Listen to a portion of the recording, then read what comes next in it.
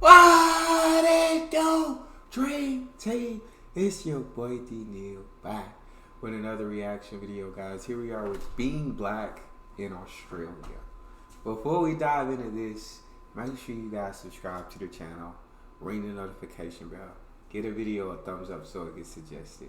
You guys got a favorite video suggestion, you can subscribe to Patreon and drop it in the comment section. What we got? If you know older white male Australians, they can be very loud. They've got very loud voices. They're very confident. And I'm new at the job. I'm the only black person. I'm the only young person. I'm the only female. And, you know, just trying to put your point across sometimes. Dang, what job is this? The only black person, the only young person, and the only female. Like, what job was this? Even just trying to make a contribution in a meeting can seem like such an effort. I bet.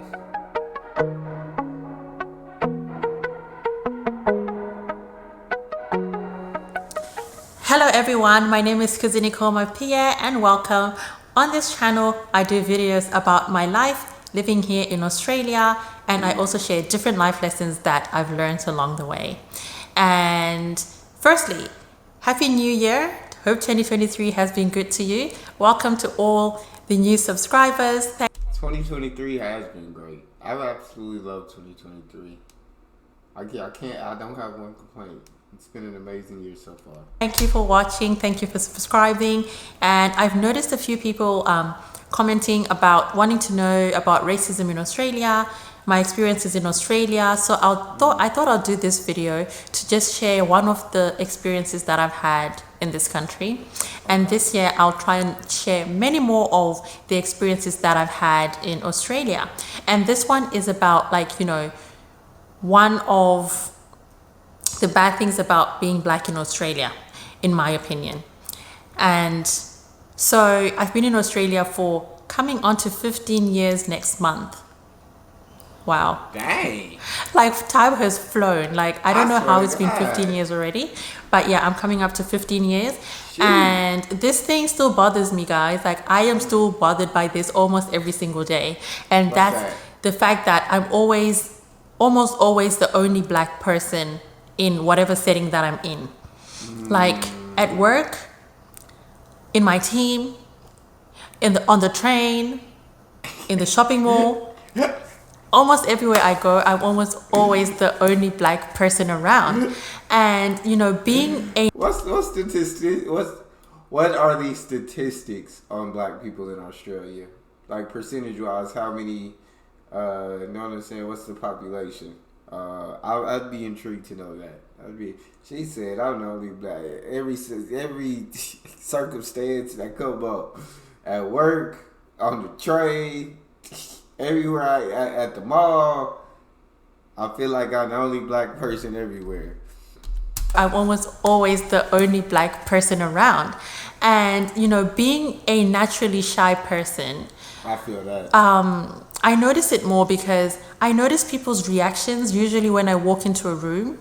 And this is not like from being racist, but I find sometimes people are just, I don't know if it's fascination or it's just, I don't know, shock or interest in seeing a black person in places. Like, you walk into a restaurant and they're like, everyone's not black, there's no one black. And then you walk in and you do notice that sometimes, like, people like look at you like, it's like, oh, a black person. It's just. They said you notice people look at you like, oh, a black person. I feel that though. I've never been like through this, like, to where I got, like, my second family is white. You know what I'm saying? I chill with them a lot, and usually when I chill with them, I'm most of the time the only black person. But like, when you go to malls and everything, I've never had to feel like this. When I go to malls and go to different public places, like, there's always gonna be other black people. But yeah, this is crazy. This is funny. She said, go to restaurants and they're like, oh, a black person. Notice that sometimes, like, people like look at you like, it's like, oh, a black person. It's just always like, it's never ending. People have this interest in black people and even black kids. Like, people stare at my kids, people stare at me, and it's not like a rude like staring at you constantly. It's just like you enter a place and they just kind of like, you know, check you out. They just kind of look your way. And I noticed they might not do that for other people like white Australians or, you know, races that are more common in Australia, like Asians, for example. So for me, that's something that's always been very uncomfortable for me. Like I like to just go in a place and just blend into the environment and not have to like have people stare at me, or have sometimes people come up to me and say, "What part of the world are you from?" Like sometimes it's okay, but sometimes you just want to have a little like private moment and you just don't want to stand out. I don't know if anyone else has this problem. Like if you I feel like especially as a shy person, you really don't want to almost ever stand out. You just want to always blend in and fit in, and, right? So yeah, and like she said, it's not. She said it's not out of like they're not being rude. They're not staring in a mean way. They're not being racist. None of that. It's just like right. I guess it's different. Like for them to, they don't usually see black people. You see the other races, you see Asians, you see white Australians, and I'm sure there are probably a couple more, but I guess you don't really see black people too often, the way she's making it sound, and so it's just like, oh. you live in Australia and you're black, let me know in the comments. Do you ever feel like you're the only black person most of the times in the settings that you're in? And you know, for me, I just feel like sometimes it just reminds me that I'm not in my country. Like in Zimbabwe, I never used to notice like I was the only black person. Like you get into a place, there's like, you know, a few other black people. The majority of the people in that room are black. Like you don't feel like you stand out as much. And I remember one of my experiences that I had at work when I first started working after uni. I remember I walked into this meeting room and we were having a meeting about something, and all the people around that table, there were about 12 people around the table. All of them were older, white, male Australians. And I was the only black, young female at that table. So I thought she meant like I was the only black person there, I was the only young person there, I was the only female there. She was the only black young female at the table. Okay. Tell you what, that was a very intimidating experience for me, because if you know older white male Australians, they can be very loud. They've got very loud voices. They're very confident. And I'm new at the job. I'm the only black person. I'm the only young person. I'm the only female. And okay. So it is like that. It is okay. Never mind. So I was right in my thinking from earlier. You know, just trying to put your point across sometimes, even just trying to make a contribution in a meeting can seem like such an effort. Like even if it's just like you want to say a sentence, even if you want to say, oh yeah, I agree with that point, or have you considered this? It can be such an effort, especially back then. Like now I've got more experience. Like I don't find that it's much of an effort for me.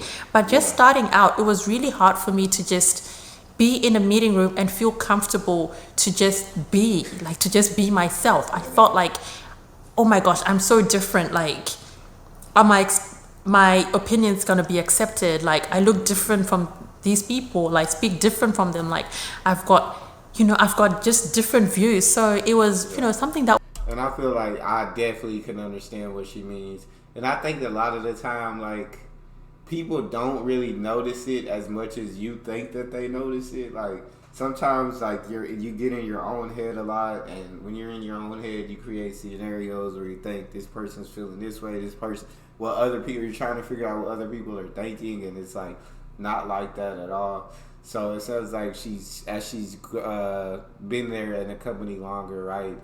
It's become easier for her to speak up and stuff, but. Yeah, if they hired her, I'm sure they definitely valued her for her opinions and what she has to say. And so I'm sure they would have, like, if she spoke up, they would have been, like, listened out to what she had to say and listened to her viewpoints and everything. It's just sometimes I feel like, especially in situations where, like, you're the only black person, you're the only young person, you're the only female, you're in a room full of older white Australians. It's just like in your mind, you're thinking, if I say this, they're all gonna look at me like I'm dumb. They're all gonna. You start creating all these scenarios in your mind. That was really challenging for me, like just being in that setting, especially in the workplace. And then in my team, I was the only, I was the youngest person. I was the only black person. So I was the only one in a lot of cases, the only black in a lot of cases. And I know in that workplace, like it was probably months like of me working there before I saw another black person. And when I remember the first other black person I saw was this gentleman, this African gentleman black gentleman from South Africa. Guys, I felt like I saw my brother or a long lost cousin. Like I just smiled and waved. Like he was like, just walking, like we're not like very close to each other, but I like waved at him, I smiled, like just that relief of meeting someone who looks like you. It's such a relief. And I think sometimes we take it for granted if we're in a country like with people who look like us. We take it for granted that, we have people that look like us. And I'm starting to appreciate that more. Even when I walk to work, guys, you should see me when I walk to work. Like I think sometimes people think I'm weird because I see a black person just walking in the city and I smile at them, and I feel like I need to wave, but I at least smile. Every black person I see, I acknowledge them somehow because I know I don't come across them very often, and I'm feeling like maybe they also will be feeling that sense of relief to see someone else who looks like them. So even if they're a total stranger, I just smile and sometimes wave at other black people that I meet in the street or in a shop or something. I remember just last week I was shopping in this shop, like in the city, and I saw one of the attendants that was in that shop was this black female lady. Guys, we saw each other from across the room and we just got it. Like we just locked eyes and smiled at each other because we could understand the struggle. Like, oh my gosh, I haven't seen a single black person all day. Hi, how are you doing? Like you want to hug that person. I love the way she explains things. I could tell I would genuinely love her personality.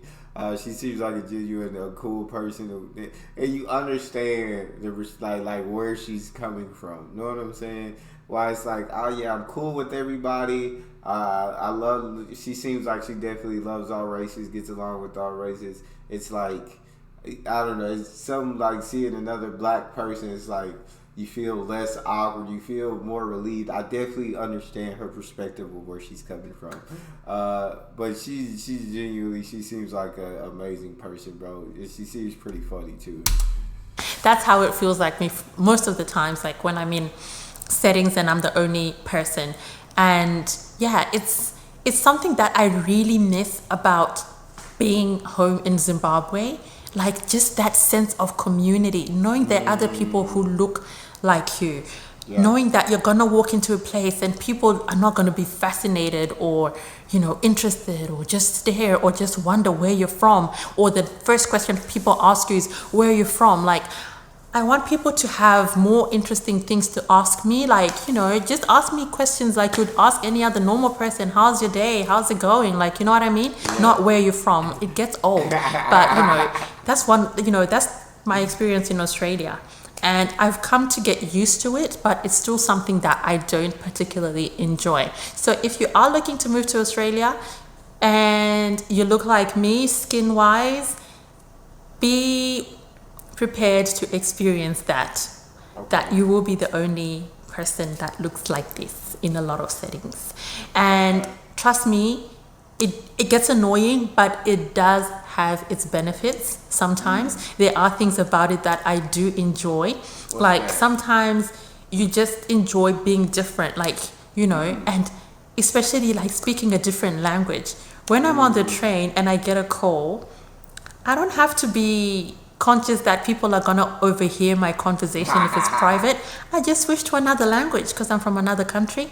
People won't understand what I'm saying, and I can talk about whatever I want to talk about, and people don't have to hear it. So that's one of the benefits that I do enjoy. You know what I'm saying? If I want to talk a little smack, I talk a little smack. They don't know that I'm talking smack. So, no, that seems like a benefit though. Yeah, I don't speak another language, so I wouldn't even enjoy that benefit. About being the only black person in a lot of settings, but yeah, that's something to expect in Australia.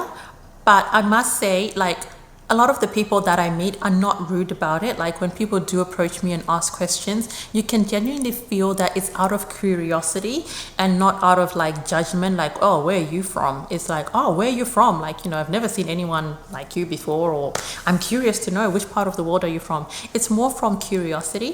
So, sometimes it can be a conversation starter. I mean, if you're an extroverted person, if you're a person who likes to connect with people, it might be a way to really get that in and get to know people and start conversations. If you're a shy person like me, it can be awkward, but hey, it is what it is. So yeah, that's one of the experiences I wanted to share with you about, being black in Australia and what to expect.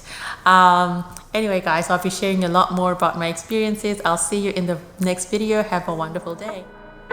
So she seems really nice, genuine. I enjoy watching that video and hear her talk about her experiences being black in Australia. But that's all we got for this one. You guys got a favorite video suggestion, you can subscribe to Patreon or drop it in the comment section. It's your boy Neal, out.